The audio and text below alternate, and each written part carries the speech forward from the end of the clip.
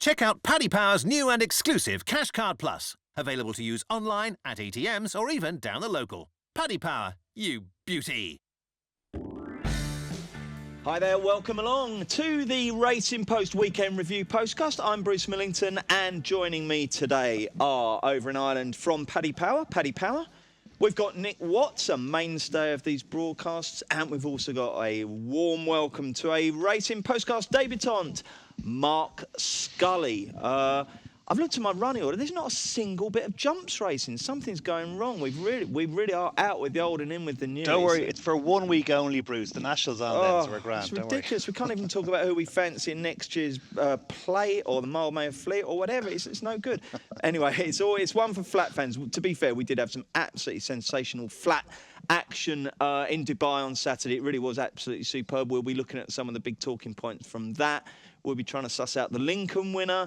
We'll be looking at who's going to be champion trainer and champion jockey on the flat this season. And better than that, you've got half a chance to win a £25 or €25 bet from Paddy Power. But first of all, Mark Scully, welcome to the Postcast. We'll find out a bit about you. I know plenty about you because I work for you, but the listeners and the viewers might not. So who do you support? Liverpool. What's your favourite packet of crisps? Salt and vinegar. Oh, it's quite. What are yours, Watsy? Oxford United and cheese and onion. I was going to say I've never eaten Oxford United crisps. Cheese and onion, very mainstream on the biscuits. What are you better at, darts or swimming? Swimming. And what would have happened to you most recently? Being punched or punched, we're grouping them together, or treading in dog's muck? I haven't been punched, so... You've never ever been punched? Not as an adult, Have no. you ever punched anyone? No. And have you ever trodden in dog poo? So it's probably that one, isn't it? Okay, great. That's all you need to know about Mark Scully, except he's based in Newmarket and he has got his finger on the pulse. So when we come to later on our best anti-post bets for the flat season, I'm sure he will be very much worth listening to. But first of all, we'll start with the big A, Arrogate. Absolutely superb. Nick, I'm sure even you put down your Barber and your tweeds and all your jump gear and got into that, because that was sensational, wasn't it? Whether there's jumps there or not. What a fantastic performance. Yeah, it was. It's funny you say that, because I was concentrating on Newbury at the weekend, but I did find time to turn over and watch Arrogate, and yeah, it was stunning, because a lot went wrong for him during the race and early on in the race, and he found himself quite, adrift last early on, and to slice through the pack like he did. Was just amazing. It reminded me a little bit, it's slightly different circumstances, but do you remember when Frankel was a 2-year-old and he ran in the Royal Lodge? He was held up in behind, and Tom Crilly thought these horses aren't just, they're just getting in my way. So he just breezed past on Frankel and went away and won 10 lengths. Same with that, with Arrogate. The way he did it was just, it was just extraordinary. They were good horses. It's a Dubai World Cup. You shouldn't be doing things like that, but he did it, and he went away and won easily. So, yeah, even as a die-hard jumps fan, you had to be impressed.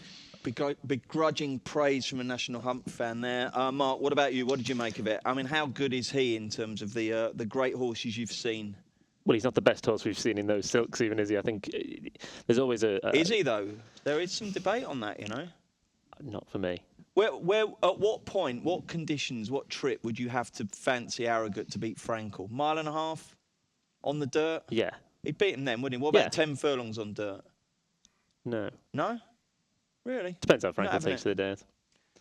Okay, so what did you think then? I mean, it was amazing. We watched it. I watched it with a group of people, and the buzz it created amongst the group of people watching it. Everyone's like, "Well, he can't win now." After that start, and it was one of those special races to watch in a group when everyone was just on their feet and couldn't believe it. That's the beauty of that, wasn't it? It was, as you say, one of those points where a horse gets you off your feet. It was absolutely fantastic. And Paddy, what was turnover like on the Dubai World Cup? Because it was a decent card, wasn't it? Normally that's up against something like the Lincoln, but it pretty much had a free run, didn't it? Because the domestic action wasn't great. Yeah, it was good. It was good because it was a good out international feel to it. It starts pretty early, though, doesn't it? The first race, 11:45, so you kind of still stand on the side of some sort of kids' sports pitch at that stage. But it was... The worrying thing is your kids don't even play sport, do they? I know, so I don't know what yeah, you're doing I know, there, yeah. but anyway. No, they haven't caught me yet. But I'm usually in the bushes, so it's grand. But it was very good, very very good, because that was the highlight of the day, really, wasn't it? I mean, it was the quality racing. There's enough horses there. Like, I mean, the Dubai World Cup has obviously become more mainstream, if that's the right word, over the last few years. So there's more and more like international runners there. Like, remember, Coolmore wouldn't send them for a while, now they do, and everything. So it's a good. And if you look at the results in the day, there's French winners, American winners. Is there an Irish winner? I think there's winners from all over anyway. So it was great from that perspective. Arrogate, I thought as well, in a weird way, he won like you'd expected 3s on or 2 to 7 shot to win, but it's the way he did it, and he kind of did it. The weird thing was like he was winning a maiden at the Curragh or something. Do you know what I mean? Like, he just kind of breezed by them and hacked up. And if you haven't watched the whole race, just tune in at the end and go, oh yeah, that's kind of what you'd expect to see. But if you're an Arrogate fan now, and who isn't, what prices can we get on him? I suppose is there any interest in the Breeders' Cup at this early stage? Yeah, I mean, if you want to be backing him at 11 to 10 for the Breeders' Cup in November, you may as well now, because if he gets there, he's going to be like, if you were with a run, he's probably 3s on. Do you know what I mean? So actually, does sound quite tempting, that Mark, doesn't it? That 11 to 10 does a bit. Yeah. Yeah. So I mean, like, he's like, and that will be the target. So presuming everything goes to plan, he is like, on ratings, he should be winning the race a little bit easier than he won actually. Like on Saturday, he should be winning about eight lengths, shouldn't he? But he won by about 3 or 4. So he's better than that again. And there's no real excuse. Was the second favourite finish second? I can't remember who was second. It was Gunrunner. Gunrunner. Yeah. So do you know what I mean? There's no nothing bombed out in the race, and they finished a good bit clear of the third, as I remember it. So so I mean, why not? But I mean, 11 to 10, would you take that? I suppose it's the sort of things that I wouldn't be back at 11 to 10 now, and come October when he's 10s on, you're going, probably should have taken the 11 to 10. Yeah, it's one of those ones that will look big, won't it? If he gets there in one piece, for sure. Okay, we also saw on the undercard the return of Jack Hobbs. Mark Scully, that was a really impressive performance, wasn't it? What might we expect Jack Hobbs to go and achieve this season? I should declare an interest. I love this horse. Backed him for the Derby after he won at Sandown. So, and when you see him out in the town, which I've seen him a couple of times going out to work. Makes it sound like he's out. What's that? De Niro out in the town. Yeah, he's in the yard. Yeah, he's the most amazing horse to look at. He's one of the ones that you can tell who he is. Can you? Yeah, Why? yeah. I can only ever tell the grades. I just can't tell one you horse can tell from him. another. Yeah, Can you? he's just this. He's a beauty, is he? Yeah, it's like if you had a little running club going along, and then with a few people, and then Usain Bolt was with them, and you go, there's the good one. Yeah. He's just amazing to look at. So I really enjoyed seeing him come back and win that race the other day. So what do you think he'll mop up this year then? I think Mark? it's different to last year, because Postpone came out of that race last year, and sort of his path through the season was just sort of there for the taking for him, and there wasn't really a massive amount. I know Found was there, but he was going to be favourite for the races like the Coronation Cup and the International, whereas the middle distance scene this year, I think, is going to be much stronger. You've got your Minding, Almanzor, horses like that. It's not going to be like Postpone last year, where you're just going to mop those up. Yeah, I thought Postpone's reputation was just built by him being the least poor of a very, very poor bunch of older horses, didn't you? So you think he's going to get taken on. So if we want to back Jack Hobbs for something decent this year, I suppose, again, we've got to look to the autumn, Paddy, don't we? What price have we got Jack Hobbs for the Arc? Yeah, you're looking at the Arc. I'm just looking here. I'm looking at odds checker. We're short enough. I was actually going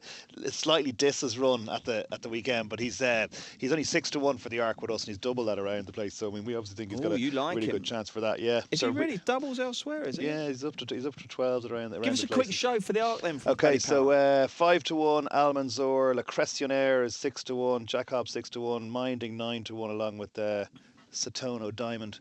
So the only thing I'd say about it is, it was visually impressive. Good to see him back. He handles soft. He handles good. So he's obviously a very, very talented horse to be able to win top races on different conditions. But Highland Reel is always better later in the season. I think you could probably say Postpone might be gone. I think his last 3 runs now have been disappointing. So maybe he just hasn't improved on. And is he a 6-year-old now? Is he probably maybe that last year was his championship year? And that could be him. So kind of crabbing a bit. We'll see what Jack Hobbs does, but he's a likeable horse. I think Almanzor is going to be his. I hope they go up against each other a few times this year, because I think Almanzor is a bit special too, and the two of them, it could be a proper ding dong battle. I'm getting a flicker of excitement for this flat season now, hearing about all this. What about you, Watsy? Doing it for you? Yeah, no, I was impressed with Jack Hobbs. It's a good starting point, isn't it? Because you've got to remember, last year he had a bad injury, didn't he? He was pulled up on his return, didn't make it back to the track till the autumn. So had to be very patient with him. The fact that he kept him in training must mean something. He still, retains a fair measure of ability. And I think John Gosden mentioned the Hardwick Stakes for him next time. That would seem like a logical next step. And I think we'll know more then, and then possibly the King George. So, but yeah, no, great comeback. Good to have him back. And as Mark said, he's a lovely looking horse, so it's nice. Mark, it would be virtually insane to have a bet on the Arc right now, but if you were, who would you back? I still think Al Mansour is going to be the top dog in that division, but this group of these older, middle distance, well, and there is that, of course, yeah. If there's a really good 3-year-old filly, that's always going to be dangerous in an Arc, so you'd wait to see that. But I think this flat season, this group of older middle distance horses is going to be one of the big things. Races like the King George and the International at York could be very, very they'll be decent this year? Because they weren't last year, were they? No, it was pretty really. weak, wasn't it? No. Give us a horse that caught your eye elsewhere on the Maidan card each. Paddy Power, I'm going to start with you. Okay, can I give you a horse and a jockey? Yeah, of course you can. I thought Sumion was amazing. I just think Sumion's an amazing jockey. He's brilliant. He's on Vazirabad or on Vazirabad mainly, but even Thunder Road. I just think he's so good. He's good at whatever way you want him. He's a great judge of pace. He's brilliant coming from behind, and he's brilliant from if he ever does have to set up a race as well. Though Vazirabad is very good. We're going to see plenty of Vazirabad, possible Ascot Gold Cup horse. And I think the other one, Beautiful Romance, probably not quite Ascot, but some of the other cup races, I'd say probably won't stay the Ascot trip. But I thought Sumion for me was kind of a couple of times you're just kind of shaking your head going, Christoph. Yeah, but then the Magic Man was amazing as well, wasn't he, on the Japanese horse? Nick, did you get far enough to be able to give us an eye catcher from Maidan? I'd agree with Paddy. I do like the stayers on the flat. So Vazirabad, he is an Ascot Gold Cup horse, and he could be interesting against Order of St George, who had a couple of reverses later in the season. But I'm not just saying this because I work for the RP, but a very impressive piece of tipping as well for the boys Godfrey and Wood to get Vivlos at the weekend. Absolutely, yeah. 25-1. Yeah, absolutely superb. Well done to them. Yeah, and I was on as well. I always follow Ron. He's superb on that. He's great. Ron. I mean, Ron Wood, those Maidan spotlights are absolute work of art, aren't they? Didn't mince his words either. It was just like, this is too big, or what was it? This is wrong. It was excellent. He tipped 100 to 1 shot as well. I don't think Spotlight's ever tipped a 100 to 1 shot. Who are your eye catchers, Mark, or main eye catcher from the Maidan undercard? Away from sort of the obvious ones and away from the winners, I thought Lancaster Bomber ran a really nice race behind, I think it was in Thunder Snow's race, wasn't it? Terrible run around. I mean, if you look at when the horses came out into the straight into space, it was absolutely caked in the kickback. So it's had a horrible time, but it actually stayed on quite nicely in the end. So I think that's a horse that I don't know if they've actually got it in the Triple Crown or whether they might send that to Kentucky, but he's by Warfront, so could be a type of horse that could go over and do a bit in America for them. Could be an aeroplane. Possibly, yeah. Lancaster Bomber, come on. Yeah. Competition time. Every week, our sponsors, Paddy Power, give you the chance to win a free bet worth £25 or €25. All you've got to do is answer the upcoming question and tweet your answer. You don't have to tweet it to anyone in particular. Just send a tweet with the answer, but you must use the hashtag Postcast. And this week's question is, we've talked already about the brilliance of the Dubai World Cup winner Arrogate, but who trains him? Just say the name of Arrogate's trainer, hashtag Postcast, and one of you will win a free bet. It will be credited to your Paddy Power account, so you need an account. Watch Friday's weekend Postcast to find out if you've been successful. OK, let's look at the Lincoln next.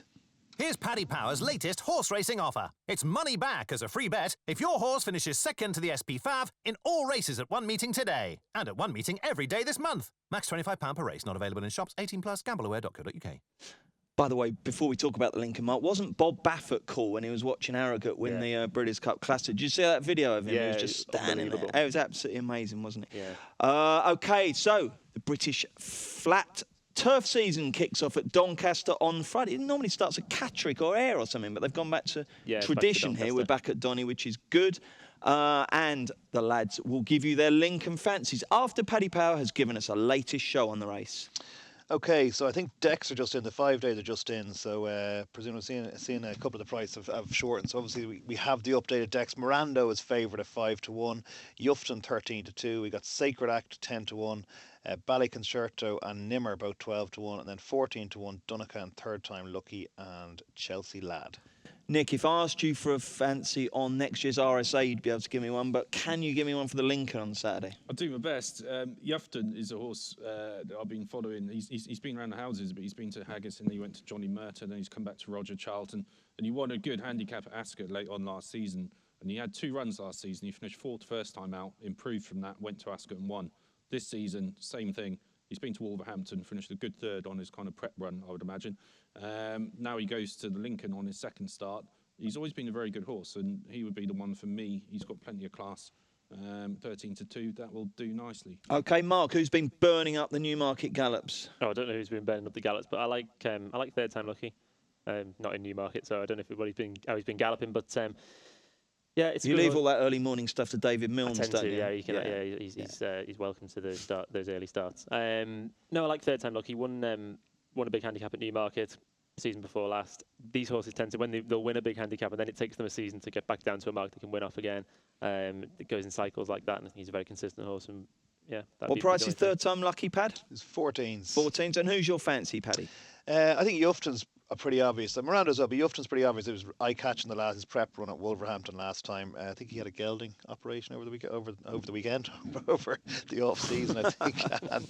And the one I kind of have an eye on as a potential improver is Chelsea Lab. I think he's too far down. He's number 35 or something, I think, in the list, so he mightn't get in. But yeah, maybe I'll go for Yufton. Okie dokie. And looking ahead, obviously, to the season. Now, the flat season in terms of the Jockeys Championship doesn't start until, when is it? May now, isn't it? It's start Guineas weekend, which is, I still can't quite get that. But it's quite competitive this year, the Jockeys Championship. Have you got a show yet, Paddy?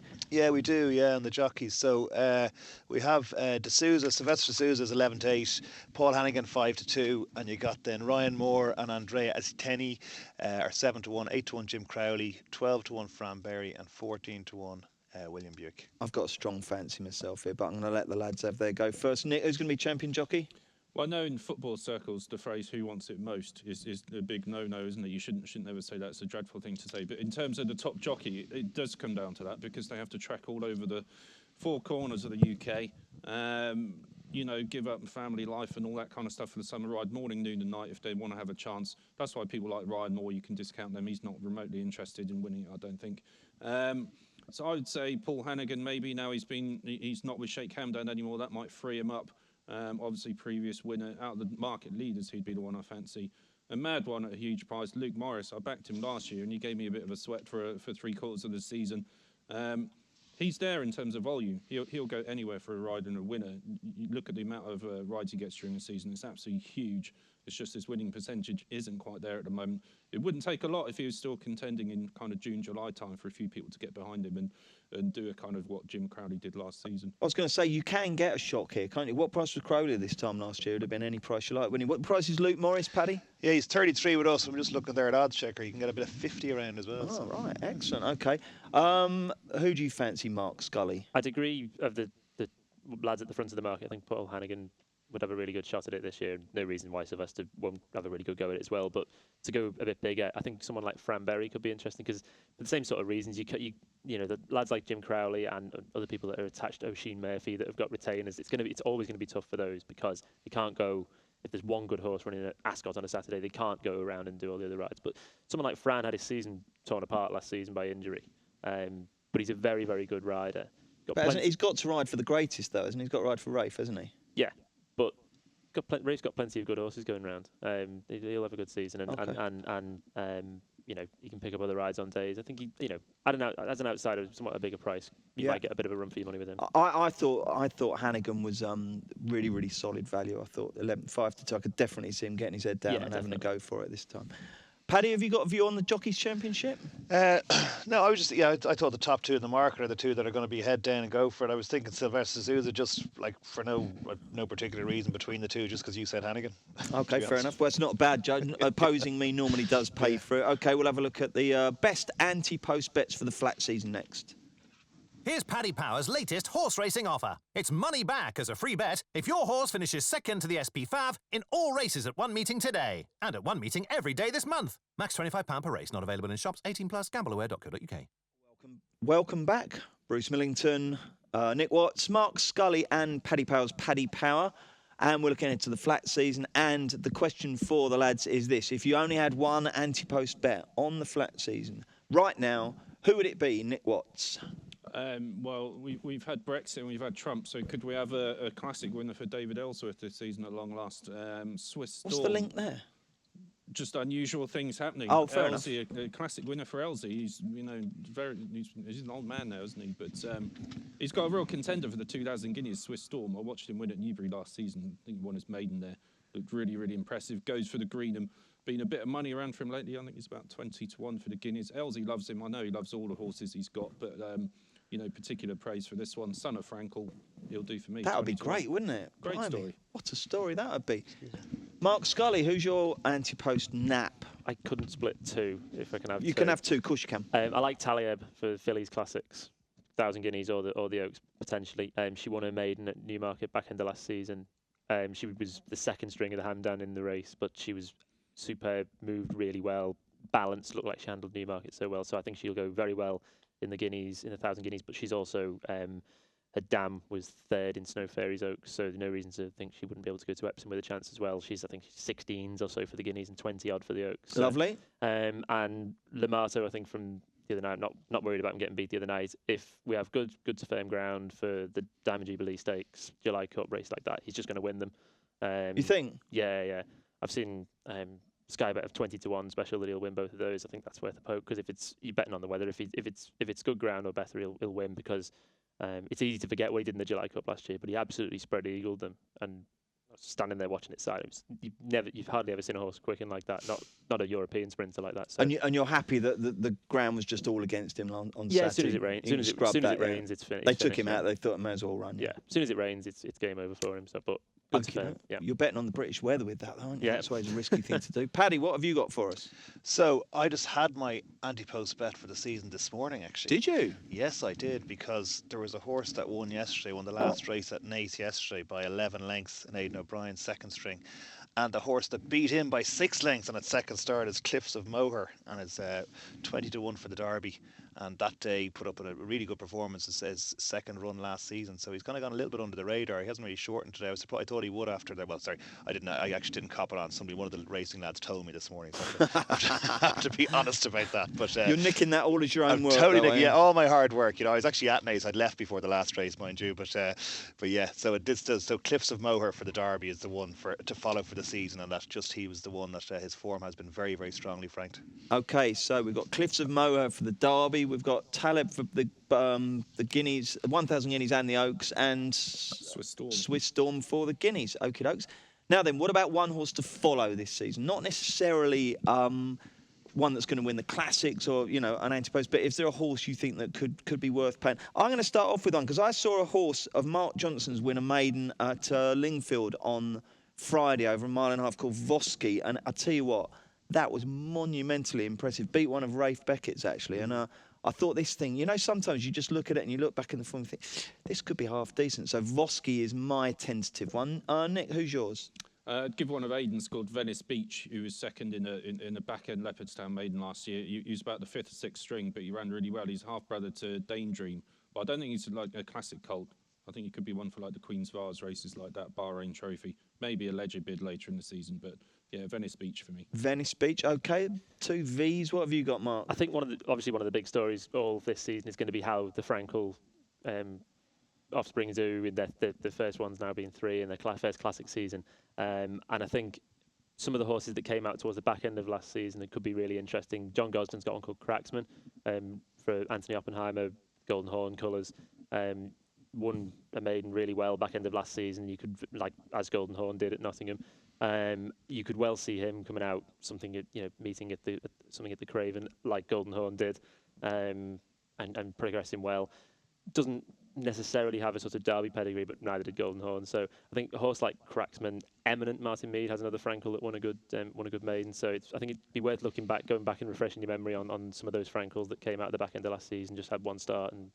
We should actually probably do a big feature, shouldn't we, on all the 2-year-olds and just do a little kind of update on them and what they might achieve this year. You got anything for us, Paddy? Yeah, sorry to interrupt your editorial meeting there, lads. Yeah, sorry, just a little planning, brainstorming we call it, and then go down the pub. I think keep it simple with the quality and just Almanzor is going to turn up for a lot of the big races and be working towards the end of the season, Champion Stakes, Arc type thing. But hopefully he'll turn up for some of the bigger races early in the season too, and even be able to follow him in France a little bit. So I think Almanzor is going to be one of the stars of the season this year. Excellent stuff. We haven't mentioned jump racing, have we, Nick? Are you all right with this? Well, doesn't feel right, does it? As Paddy said, we're just marking time because next week, of course, it's all about Aintree. Now, so come on, I'm sorry, we've got to have some jump racing. Nick, who's your jumper to follow, or who's your eye catcher from Newbury on Saturday? You said you were focusing on that. Yeah, God. Well, it's not really an eye catcher because she won easily, but Snow Leopardess, who's owned by the Fox Pitts and Alice Plunkett and her family, fantastic in the Mare's Hurdle, and she'll go on and do better things. Very next season, game, I wasn't think. she? Yeah, she's Snow superb. leopardess, beautiful looking. I can pick her out because she's great. Yeah, easy. She's gorgeous. Okay, thank you very much.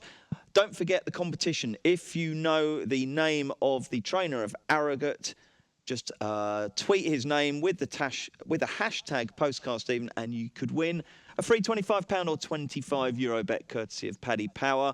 That's it from us. Don't forget to rate the Postcast and subscribe on iTunes. We are back on Friday for the weekend preview. Paddy Power stream all UK and Irish racing live on your mobile, tablet or PC. Unlike some other high street bookies, Paddy Power, you beauty!